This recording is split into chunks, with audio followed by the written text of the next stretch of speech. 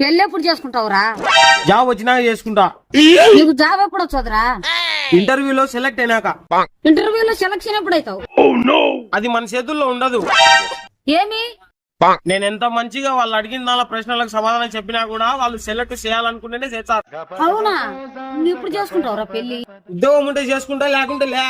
అట్ట మాట్లాడితే ఎట్టరా? ఎవరినొక నీ లవ్ చేసుకొని పెళ్లి చేసుకో. ఉద్యోగం కావాలంటే తర్వాత వచ్చాది. యాడికి రా?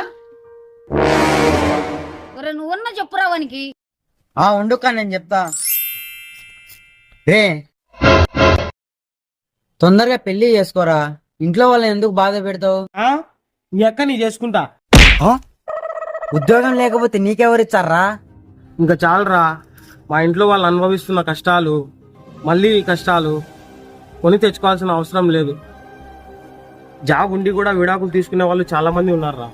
ఇంకా నాలాంటి వాళ్ళు ఎవరుంటారా నాతో? అరే మామ అట కాదురా. ఉద్యోగం లేని వాడికి విలువ ఉండదు మచ్చా. కాదని చేసుకున్నా కూడా వచ్చిన అమ్మాయినే కాదు, ఇంట్లో అమ్మ నాన్నల్ని కూడా కష్టపెట్టాల్సి వస్తుంది.